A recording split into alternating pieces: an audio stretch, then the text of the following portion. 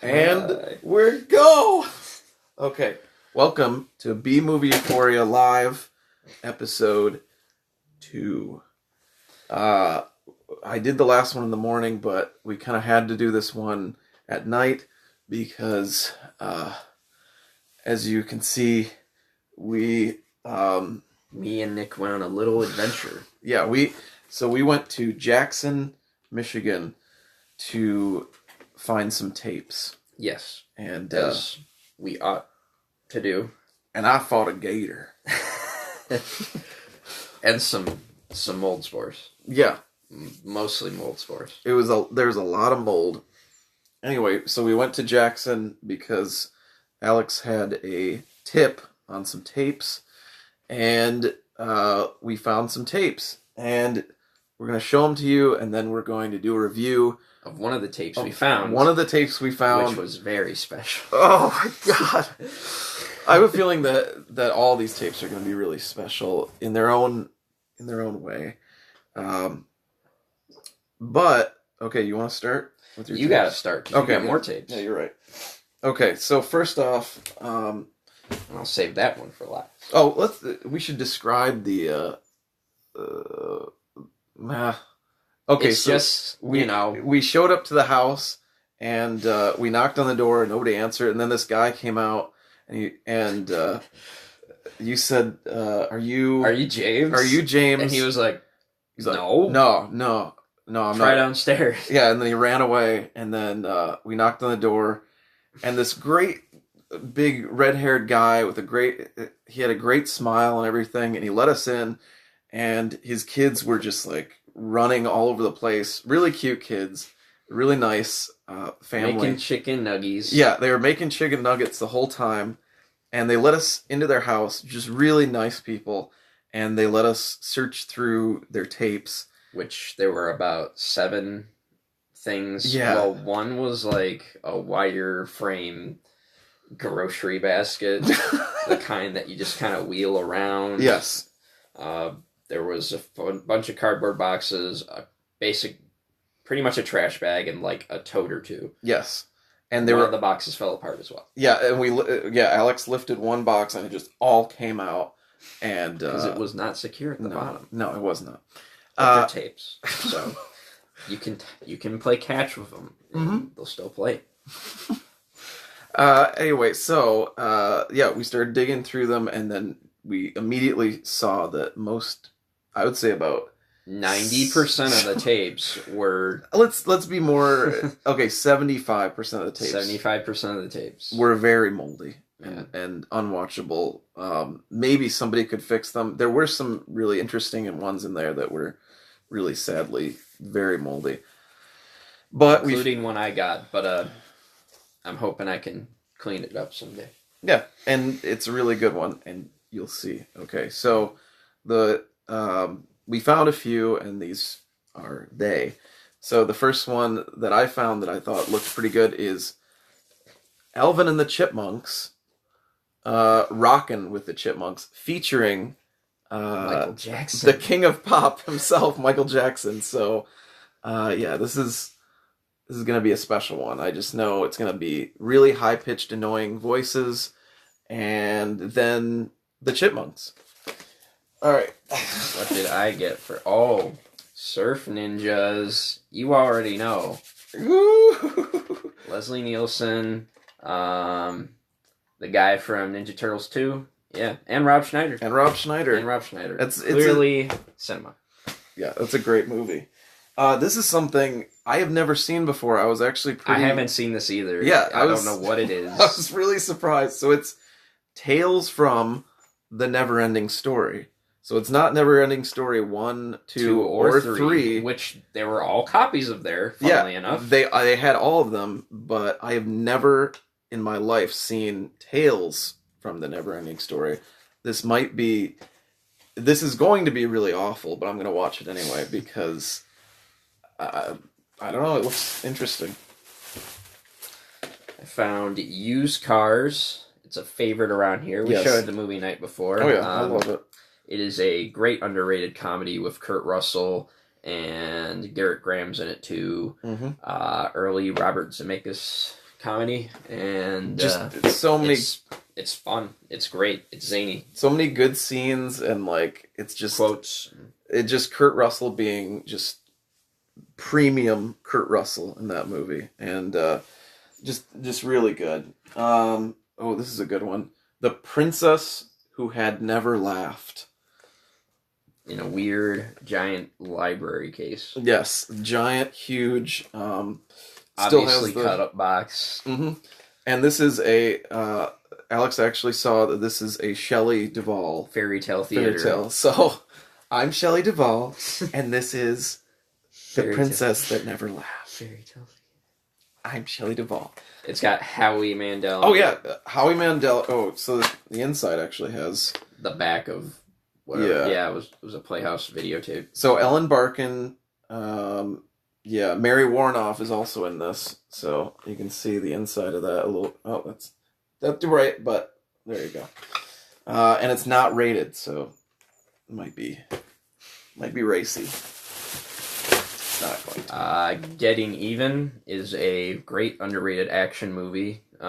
It's pretty easy to find, but it's not on DVD, so if you see a VHS tape of it, check it out, because it's pretty badass. Yeah, I think there's a copy up here somewhere, but I know I already have a copy. You know you already have a copy somewhere, but I wasn't gonna leave it behind. Yeah, and I still have never watched it, but it looks very good.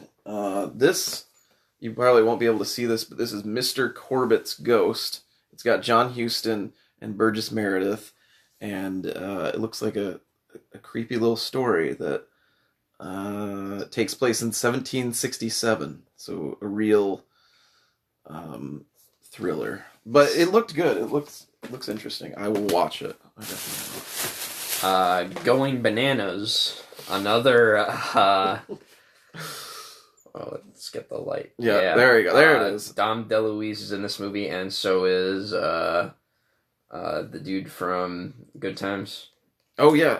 Oh, and the kid from Flight of the Navigator. I'm pretty sure this is the kid. Yeah. So this is the thing. I love Flight of the Navigator. It's a great movie, and I thought the kid in it was great. And I guess he robbed a bank recently. Well, not recently, like 10 years ago or something. Like he went on some hard times, and he actually robbed a bank. If you don't believe me, look that up, because I think I'm thinking the returns on Going Bananas weren't so well, because it's one of the. It's a Canon production, and if you know about those boys, they did not handle money so well. No. Well, in some ways they did, but not in the best ways. Like in this movie, they had a tiny person in a gorilla suit, and he's the monkey, and it's all sorts of fun. Oh yeah. That you can only get on VHS. Yes. That I've never seen either, but I'm interested. This one I actually have seen, and I loved it. This is Charles Bronson. What's the French actor's name? Oh, there's Toshiro Mifune. Toshiro Mifune, and then Alain Delon, I think, is also in this. It doesn't say his name on there, but I'm pretty sure. And Ursula Andress. But a lot of really cool people that you wouldn't expect to see in the same movie together are in Red Sun, which is a East meets West, samurai, sword, gun fighting, rollicking good time with your pal Charles Bronson. I'm Charles Bronson, and welcome to the West. But no, it's Toshiro Mifune, who is in like a lot of the Akira Kurosawa movies, and like Throne of Blood, and yes, all the good ones. Yojimbo, was he in Yojimbo? I think he was in Yojimbo. And this one is just really good story. And just this is such a great cover too. Just you got Brunson. Bronson, then you got Toshiro Mifune. Toshiro Mifune in the back. This one looks really good. It's The Van with Danny DeVito. Oh yeah. It's an outrageous California comedy, and he's got a super BA looking van. Yeah. I really like the description of this one, where it's just he's fresh out of college or something, he's finally got the diploma. Yeah, he got the freedom, diploma, the job, and a date with the girl of his dreams. So this is young DeVito. This is fresh prime DeVito. This is 70. It's not going to tell us. No, it's Gemstones Entertainment. Yeah, it's really bad quality, but yeah, he's got a love van, and he's gonna impress some ladies with that. This Alex was gonna leave this there, but I think who's this actor again? It's why you picked it up. I know. It's Christopher Plummer. Yes. It's Christopher Plummer in Danielle Steele's Secrets. I think Danielle Steele just died recently too. I bet her books are still coming out though. Yeah, I don't know.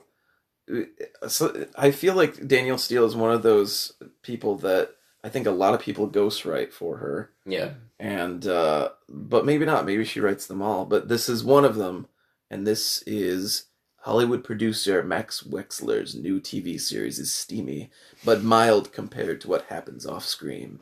Passion, blackmail, and more. Yeah, it's basically a Danielle Steele movie, and it's probably gonna be really rough. Speaking of rough, the one moldy tape I got, Ninja Hunt, because it's probably the tape I haven't seen before out of all the tapes that I saw in there.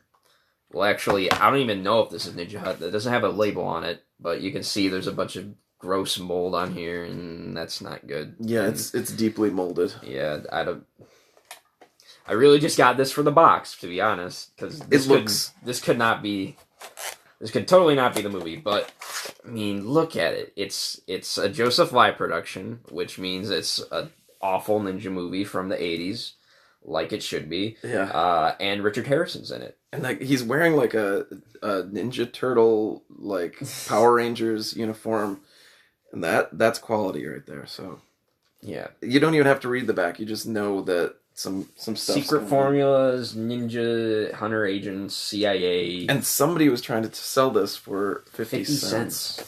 50 whole pennies. An AEE presentation. Oh, that's another thing. So we went to the mall. Jackson. Jackson. Okay, I keep wanting to say Rockford, but we went to the mall in Jackson, and the FYE was still open, and I got a DVD for a penny. Oh, yeah, it was marked a penny, and I got a DVD. I actually have the movie on tape, but it's the first time I've ever paid in an actual DVD store a penny, and it was pretty mind blowing, and I didn't have to. Okay, I don't want to get anybody in trouble, but I didn't have a penny, and she was like, well, I guess you can have it. And I was like, I didn't even pay the penny that it was labeled. Okay, this is The Return of the Musketeers. Just look at that cover. Just look at all the things that are happening here. There's a lot going on. And, yeah, so we have Oliver Reed and Michael York and C. Thomas Howell, Kim Cattrall from Sex and the City, or Mannequin. Richard Chamberlain. Yeah, there's a lot of that always confused me. Why it's the Three Musketeers, but there's four. It doesn't matter. There's a lot of lore behind the Musketeers. Yeah. Somebody can explain to me someday what all that's about. This is an interesting tape, and it gets more interesting the more you look at it. Roy Orbison and Friends. It's a concert tape, but look at his guest list. We got Jackson Browne, Elvis Costello, K.D. Lang, Bonnie Raitt, Bruce Springsteen, and Tom Waits. Yeah. So this is a concert video about starring Roy Orbison, and and Friends. The candy colored clown. Yeah, exactly. The candy colored. So that's gonna be a good one, I think. That's one to throw in at a party, because then you can all listen to it, and, drink. Be and there's Tom Waits. Yeah, exactly. This one, some of you might recognize. I immediately loved this movie, The Mouse and the Motorcycle. So Fred Savage. And it belonged to Ms. Lindquist. So, Miss Lindquist, if you're still alive, I have your tape. If you want to claim it, It's too bad. This is the last tape I got. Nick got a bunch more than me, so I'll share it real quick. It is a recorded tape of what on the label says the wackiest ship in the Army and Hellcats of the Navy. Thing about recorded tapes is you should probably check them out, even if they're not movies you necessarily want to see or anything you want to see in general. It could be something that isn't actually marked on the tape. It could also be filled with vintage commercials, which people like to watch on YouTube, and people also like to put money in for on eBay, because there's no preservation for it, and there's nerds like us who love preserving shit like that. Yes. So people pay money to do it. That's why these tapes are... And I have another one of those, which is... It's got a lot of stuff on it. It's got... Yours might be a little better than mine. It's... Oh, that is crusty. But it has Grand Slam, America's Funniest Home Videos, Elvis, number 635 through 750, which I'm not sure what that means. I think that might be like the time code on the tape or something. Okay, and then Jewel of the Nile is 750 through 1133. Yeah, so that's like the time codes for like the VCR, because that's like the Elvis is like TV length, and the other one is. Like, just look at that movie. Tape. This tape is like older. At least it's not moldy. Yeah, and there could be some gold on there because there's TV stuff and movie stuff. That room, okay, the room that I'm not going to go into it, but the room that we were digging for tapes, it smells like pee-pee. Anyway, so, what was I going to say? Oh, Bite the Bullet. Here's another Western with, what's his name? Gene Hackman, who just turned 90 recently. And it also has Robert Duvall? Or no, Candice Bergen, Jan Michael Vincent. And Ben Johnson. Academy Award winning. Yes, exactly. So this could be good. I've never heard of it. And there's a train. They're having a kooky time.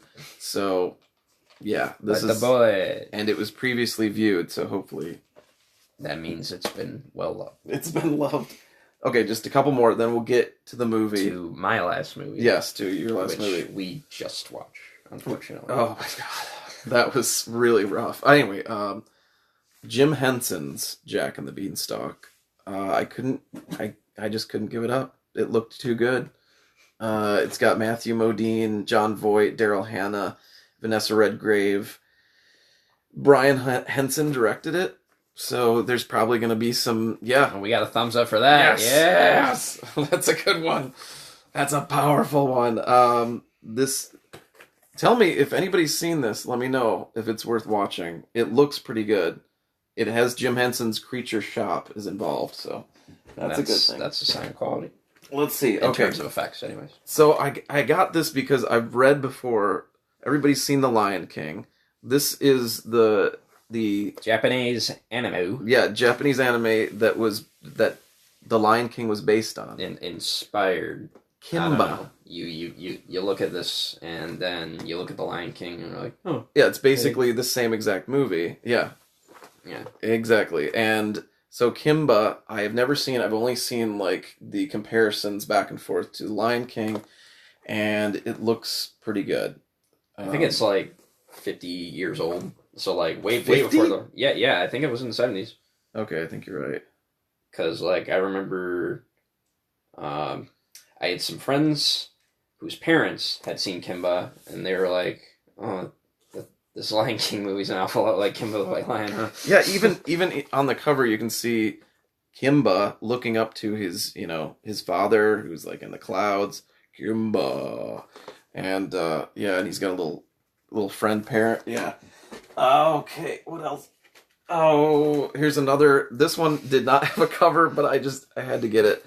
It just says The Great Mom Swap.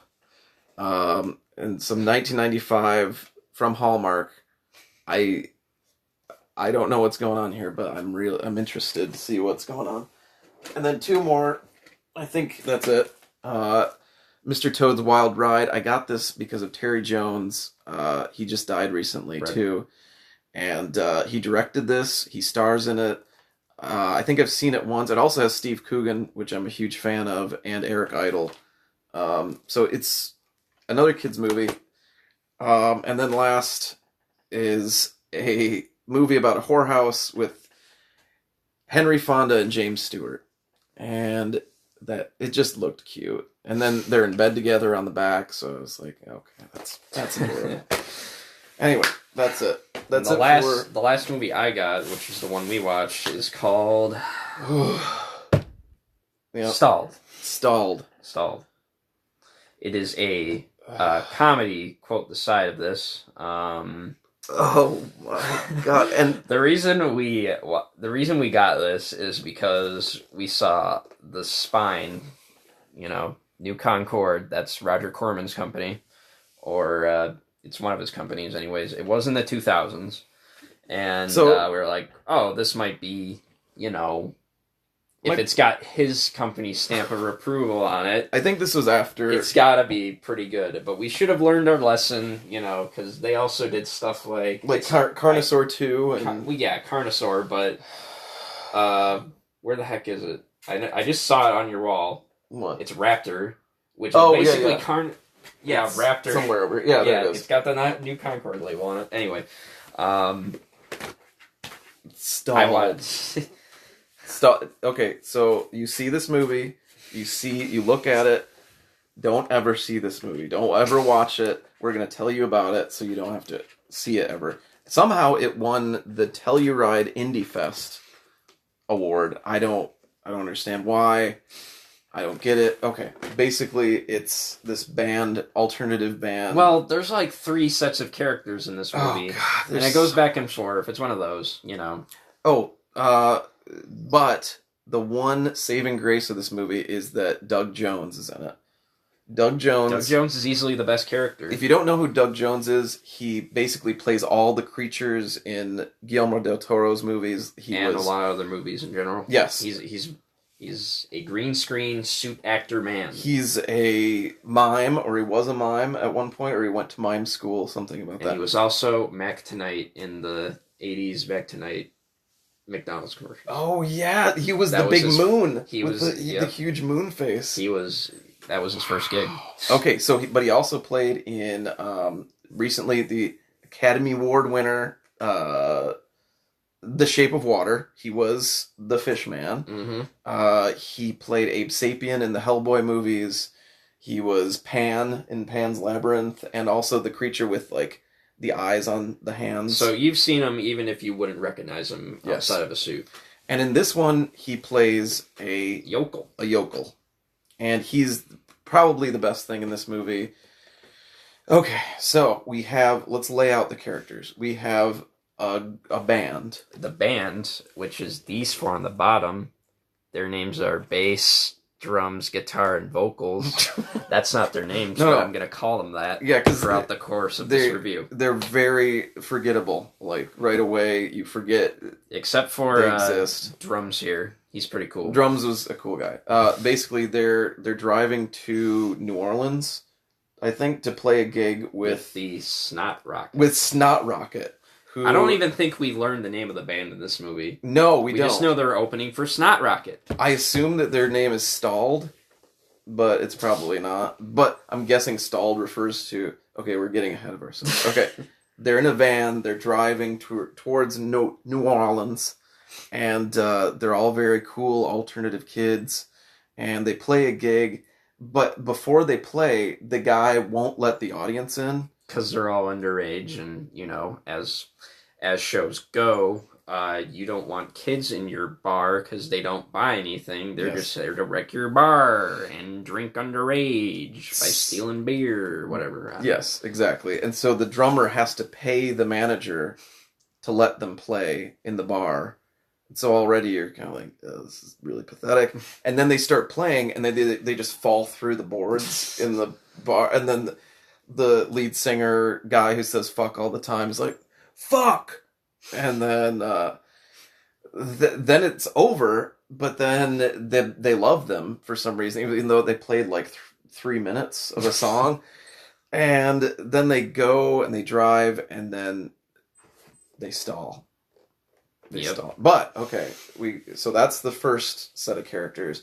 Then we have a salesman who's selling pharmaceuticals or something, And this guy, he's okay too. I'm not. He doesn't have much to do other than be germophobic. Yes, he's germophobic. So he's good at that, And at the same time, he's constant. Everything he sees, he's writing down in a little notepad to tell stories to his daughter, who's not really his daughter. And then basically, okay, so we got those characters. His car stalls as well. There's another character in a van, and his name is like Dirt or something. He's just a really scummy guy, and he's constantly picking his boogers. He looks like if Norman Reedus were actually a hillbilly. Yep. Yeah. That's immediately what I thought. There's a lot of people in this movie who look like other people from The Walking Dead. I don't know. Base over here looks a bit like Andrew Lincoln. Yeah. I don't know. They all look like actors, but they're not. Yeah, except for Doug Jones. Yeah, Doug Jones is really good. But so basically, scummy guy that picks his boogers and like wipes them, or he's smelling panties, or he's constantly wearing like a prison jumpsuit, or all the time. It might actually be a 2-piece, but it's all orange. I don't know why. No, because it has the numbers right there. Wait, it did? Yes, it did. I swear. And I was like, okay, did he just escape from... I was assuming it was just like a eccentric mechanic's outfit. I don't know. But everyone is so over the top with their quirks. Yeah, their quirks and how quirky they are. Anyway, he ends up helping both the hypochondriac drug salesman who's like very nervous all the time, and then also the band, and basically everyone ends up in Hereabouts. That's the name of the town. Yeah, Hereabouts is the town, and they all end up there, and then we meet the family that owns like a diner / auto body shop, and Doug Jones is the daddy. And the mom is this really big, rotund, friendly Southern gal. And then their daughter is just super horny. That's what I'm just like, this is so weak, because every female in this movie is so horny. And all the men are just like, oh, I'm not. Except for the one guy who, vocals here, the front man, he's frustrated. He's very frustrated. And he does drugs. And he carves into himself like he's Sid Vicious. Yes. Okay, so Vocals is... we find out later by when they find him in the bathroom. Which he is vandalized. Yeah, he's vandalized. He's lying next to the thing. Tried to destroy. And what does the woman say to him? What does she say? What's so great about crack? And he goes, it's meth. And then, so I guess he's doing meth. And he gets a stern talking to by Doug Jones. Doug Jones comes in and he's like, look, I don't care about your fancy ways. I don't care about your went to high school, got your diploma. So you finished high school, you went through, you got everything, you might be smarter than me, but I know you're going to clean this up. You're going to come on, get some biscuits or something. Or I'll blast your balls up. Yeah, he just threatens to shoot him in the nuts. I'm trying to remember, is there anybody else? Oh, there's the friend of the very horny daughter. The tramp, as it says on the cover here. The tramp. I guess she's looking for a way out of Hereabouts. And... Well, so is the other girl. Yeah, they both are. Sherry. So they're basically the same character, pretty much. A little. They're both horny. They both want to leave Hereabouts, except for the tramp has this very weird. It's a fantasy of her twin brother, who in her thoughts or flashbacks or whatever, it's played by her also, and her twin brother's coming, and then they're going to be a family again, and then they're going to... So that's another through line throughout the movie where you're like, oh, No, because you don't care. You don't care if he's going to come or not. Oh, God. And in the end, there's this really weird David Lynchian scene where he finally does show up, and the guy who's picking his nose all the time picks her brother up and drops her off, and she's like, "Yay, I'm so glad to see you." And she hugs him, and then he disappears, and he's gone, and she's just like hugging the air, and then she looks around, and she's like, "Oh." And that's the end of her story. That's the end of her character arc. Well, that worked out well. Yeah. So, woo! I'm trying to figure out. Oh, the gator. We forgot about the gator. Ah, yes, the gator that bites off Doug Jones's finger. He's like, "I gotta get revenge," and he does, and he shoots the gator. And you're like, "Oh, well, he shot the gator. Okay, good." Yeah. And then there's just a big. I kind of wish it would have been more like eaten alive. Yes, that's what I think. We were hoping so much that he would eat somebody, any of them. Any of these people, except for Doug Jones, would have been great, and it would have just, the movie would have just been, it would have been so much better. I would have been so happy, but they eat the gator. Yeah, there's just a big gator arm after they shoot it, just sitting on the grill, and then they're all chewing on it, and somebody says, "Does it taste like chicken?" He's like, "No, but it sure is good." And okay, so there's lots of redneck happening. Oh, there's a lot of scenes, stretched out scenes of people sleeping in this movie. There's two. Hey, here's where this person's sleeping. Here's where that person's sleeping. This person fell asleep over here. 2 scenes of that. Yes. All the characters. 2 full scenes that last like 5 minutes where it's slow pans over everyone. Yes, please don't ever watch it, Daily. Never. Don't watch it. But it's, people are just sleeping and sleeping. There's another person sleeping, yada, yada, yada. Oh, God. So the hypochondriac guy never meets up with any of the band members or anything. He gets home to his wife, who he finds out his daughter has been watching her pornos, and she's projecting on her daughter or something. Yeah. It's her dad's pornos? Yeah, or something. She's too young for that, you know that. You barely ever see the mother, and his story is never really...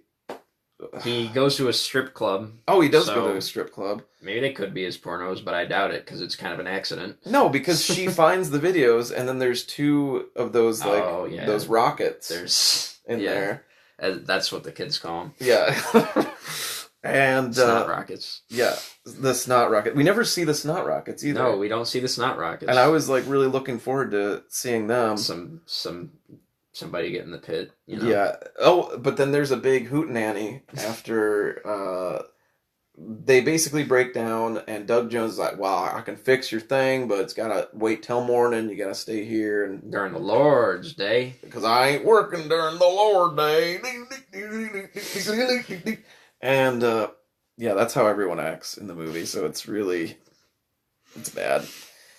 Anyway, so they get their car fixed, they go on to New Orleans, and I don't feel like anybody really learned anything. Maybe. Well, what else? Bass guy found a girlfriend. Oh, okay, bass guy found a girlfriend, which is... Who he was reluctant to hang out with throughout the movie. He was very reluctant because they keep saying she's underage. And in the end, he ends up with her, so you're like, okay, this is not good. This is not good that he ended up with her. What is the movie trying to say? He was reluctant to do it anyways. The other reason he was hanging out with her is because she took a picture of him peeing. Yes, that's how. And then she put it in her pants. I'm gonna keep this as blackmail. You got to take me with you and all that. And but then he has her call her parents to ask permission for her to basically go on the road with them and yada yada. But they're fine with it because Gene's pool is too small. Yes, Gene's pool is way too small. In hereabouts. Oh yeah, because Doug Jones and his wife are cousins also. So that's another part of the movie. Anyway, so I think that's pretty much it. It ends with extended scene of them playing one last time, like we needed to hear them ever again. And they play one more song, and it's really bad. Actually, that one wasn't too bad. I mean, You barely see them play as it is. So. Yeah, and the guy playing the bass, he's barely touching the thing. He's like... Mm. Also at the Jamboree, he plays stand-up bass. Yeah. I don't know if that... Can you... If you can play... If you can play a bass guitar, can you play a stand-up bass? Yeah, we're asking for a friend. We want to know. Can you just play any bass if you can play... Is bass universal? If you can play one bass, can you play everything? I'm trying to remember. Is there any scene that you liked in the movie? Is there anything that you can think that was redeeming value, worth anything? Just had a tiny okay. We did laugh at the crack scene. That was pretty funny. Oh yeah, there's just a lot. There's some dialogue that's just wacky. Most of the dialogue's stupid, but there's some lines. Lines that are. Oh, what did he call him? To the fucking limit. Yeah, he's like, to the fucking limit. And then he also calls the guy vocals. Something. You're to the fucking limit. You're to the fucking limit, man. You're to the. He calls him something. You poop dick. Yeah, you poop dick. He calls him a poop dick, which I was like, nobody. Maybe they said that a lot in the early 2000s, but I haven't heard that for a very long time. Get off the car, you poop dick. I'm trying to remember. There was one more. Yeah, there's one more. There's one more. But this gotcha movie, line. Yeah. It just erased from my head. I think the drummer said it. Yeah. The drummer had some good lines, too. But, yeah, I can't... He didn't have much to do, so he's not as reprehensible. We didn't even talk about his character arc. Well, it wasn't even an arc, but basically, him and his girlfriend, this is his girlfriend, and they're both in the band.